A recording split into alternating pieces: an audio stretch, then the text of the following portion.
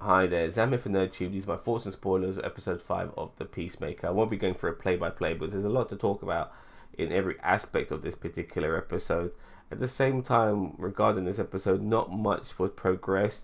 We do get a new police captain, and this person is being shoehorned in by Clemens simply because the regular police are investigating the explosion that happened in episode 1, and they find out that even though August Smith, Peacemaker's dad, is a white supremacist, he's still innocent of the crime of the explosion.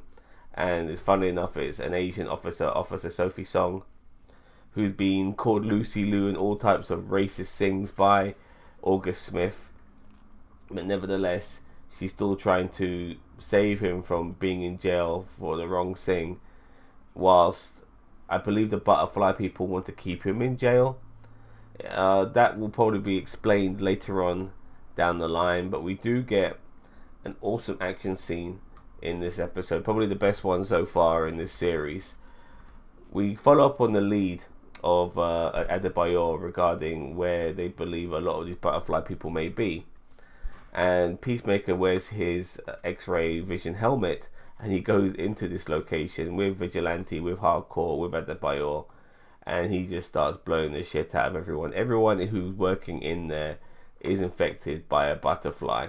So he blows their brains out, kills the butterfly at the same time.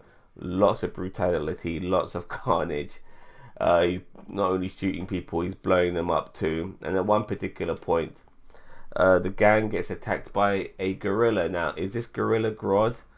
I don't think so. I think this is definitely a Easter egg or a shout out to Gorilla Grodd, because this just so happens to be a gorilla.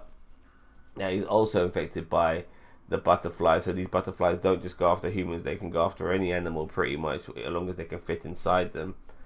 And eventually, after this gorilla is beating up most of the gang, it's John Cosmos himself, Diebeard, who comes in with a chainsaw and just fucking chainsaw massacres this fucking gorilla from behind.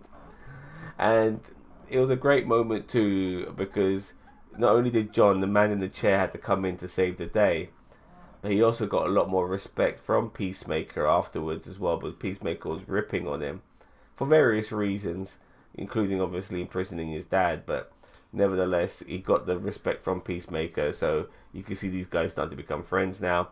Vigilante was a little bit jealous because Vigilante wanted to go in there with a chainsaw initially, but wasn't allowed to, and he feels that John stole his idea. We get some nice moments as well between Peacemaker and Adebayor. They have some drinks together, and Adebayor is also using this opportunity to sneak in a diary. Now, I'm sure this diary will have, we'll understand what this diary is about, I guess, in further episodes. I'm sure it's there just to maybe trigger some things within Peacemaker once he finds it. But she's supposed to leave this diary behind. She does. And after she leaves Peacemaker, she's a bit restless still, and goes to see Clemens at his office. Now, Peacemaker's helmet is there, and Peacemaker's X-ray helmet, that is. So she puts it on for shits and giggles to test it out. And she looks around, and she sees everything all X-rayed and stuff. And then she looks at Clemens, and she sees Clemens has got a butterfly in his head. She shits herself. Clemens reacts to that, and they end up outside in the rain. And then the episode ends. Now, there's a lot more I could talk about, but as I said before, this is mostly the meat and potatoes of this particular episode. But regarding how this episode ends, I feel that Clemens is going to come across as an infected butterfly guy who's got one of the good butterflies inside him, one of the rebellious butterflies inside him, a butterfly that wants to stop all this carnage.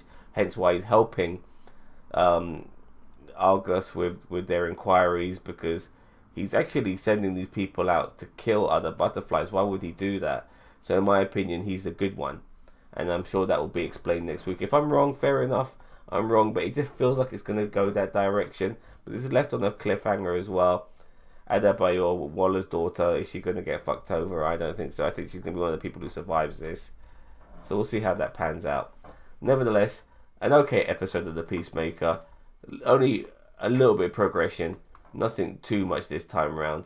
Just more camaraderie and banter between the boys and girls of Argos. But let me know what you think regarding this episode. I thought it was okay, but if you didn't, or you think it was fantastic, let me know either way.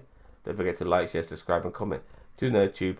We are the greatest YouTube channel you never heard of. Bye bye.